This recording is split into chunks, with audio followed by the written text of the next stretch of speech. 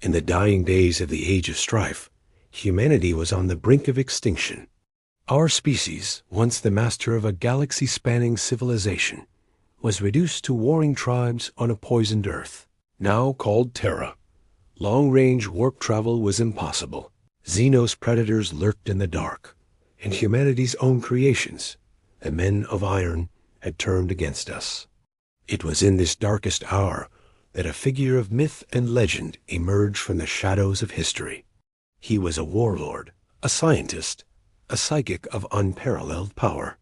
We know him only as the Emperor of mankind. His goal was singular and absolute: to reunite the scattered worlds of humanity and forge a new secular Imperium, free from the superstition and religious dogma that had plagued our species. To achieve this, he first had to conquer Terra itself. This bloody, centuries-long conflict became known as the Emperor crushed the techno-barbarian warlords, one by one. From the Pan-Pacific Empire to the Urshik heartlands, he brought compliance through overwhelming force. Yet the Thunder Warriors were flawed, unstable weapons of a bygone era, replaced by a new, more stable generation of transhuman warriors, the Space Marines. The Emperor knew he needed generals, sons forged in his own image, to lead his great armies. In secret laboratories deep beneath the Himalayan mountains, he embarked on his most ambitious undertaking, the Primarch Project. He created 20 genetically engineered demigods, each embodying a different aspect of his own genius and personality. They were to be his sons, his companions, his greatest lieutenants in the coming crusade. But fate, or perhaps something more sinister, had other plans. The nascent psychic energies of the infant Primarchs were a beacon in the warp, a siren call to the ruinous powers of chaos. In a cataclysmic vortex, the Chaos Gods tore open a rift into the Emperor's sanctum. They snatched the gestation pods containing the Primarchs and scattered them across the galaxy, each landing on a different world, far from their father's guiding hand. It was a devastating blow, yet the Emperor was not deterred. He used the genetic material left behind to create the 20 Space Marine legions, each legion built from the gene seed of its lost Primarch.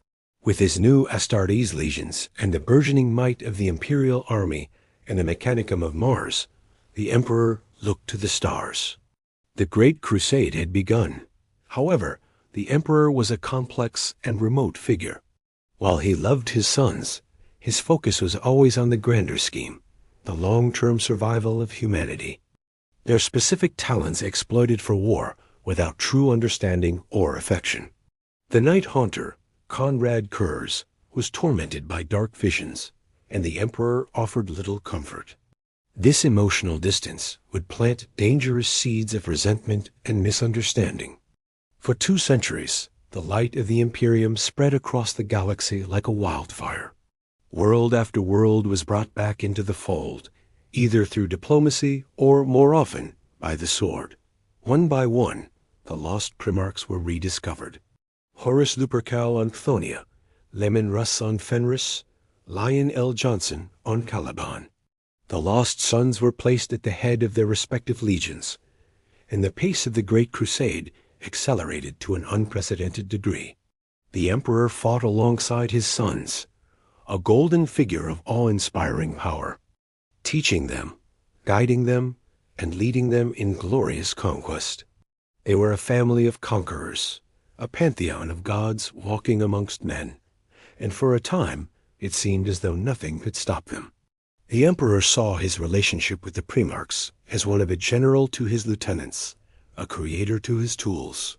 He loved them, but perhaps not in the way a father loves a son. He demanded loyalty and obedience, but offered little in the way of paternal warmth or emotional understanding. This created cracks in their relationships. Angron of the World Eaters was a broken gladiator, driven to rage by the butcher's nails hammered into his skull. Perturabo of the Iron Warriors felt unappreciated, a master of siegecraft relegated to thankless, grinding warfare. The Emperor saw their flaws as weaknesses to be managed, not wounds to be healed. He failed to see the men beneath the demigods.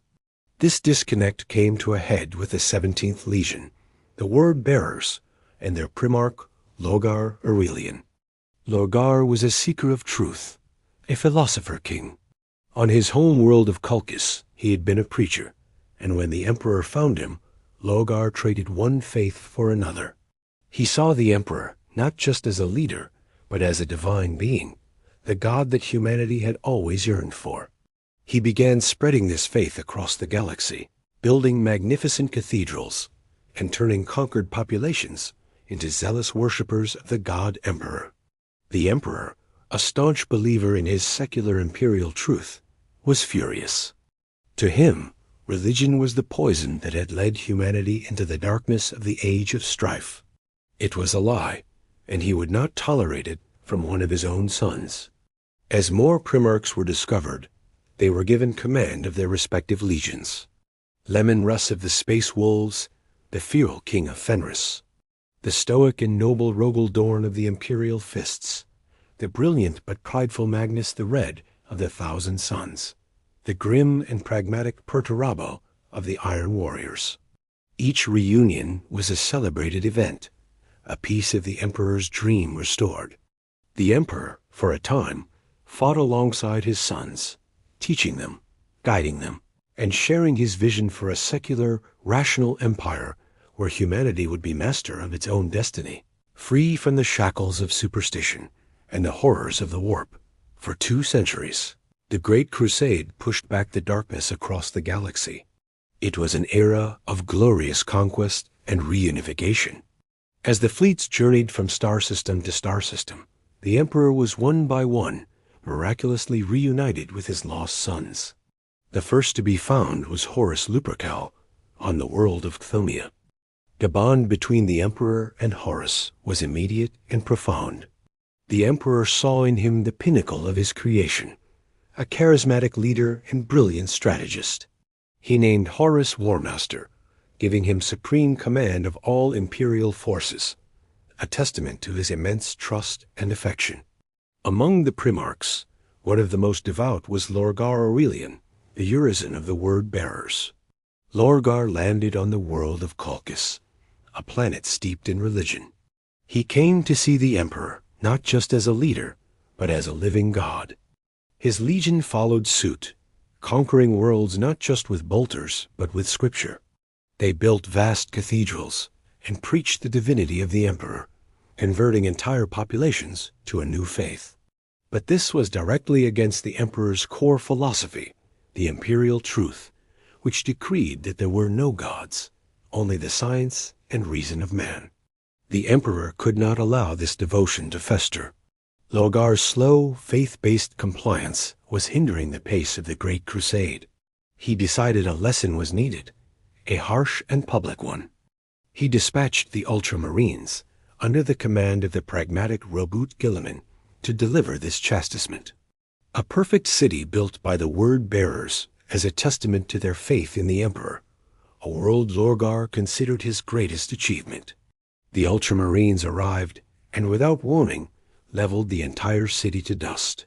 Lorgar and his entire legion were then forced to kneel in the ashes of their holy city as the Emperor himself appeared before them. He did not raise his voice, but his words were colder and more cutting than any blade. He rebuked Lorgar for his foolishness, his slowness, and his worship. He told him that he was not a god, and that his faith was a lie. For Lorgar, a son who craved his father's approval above all else, this public humiliation was a wound from which he would never recover. It was the ultimate betrayal. His love for his father curdled into a deep, burning hatred. This single act, the raising of Monarchia, set in motion a chain of events that would plunge the galaxy into its darkest hour. The broken Primarch Lorgar, seeking new truths and new gods who would welcome his worship, turned to the whispers in the warp. He found the very chaos powers that had scattered him as an infant, and this time he embraced them. Lorgar became the first of the Primarchs to secretly fall to chaos, and he would begin a sinister mission to corrupt his brothers, starting with the most beloved of them all, the War Master, Horus. The Emperor's dream of unity was about to become a nightmare of civil war. The Horus Heresy was on the horizon.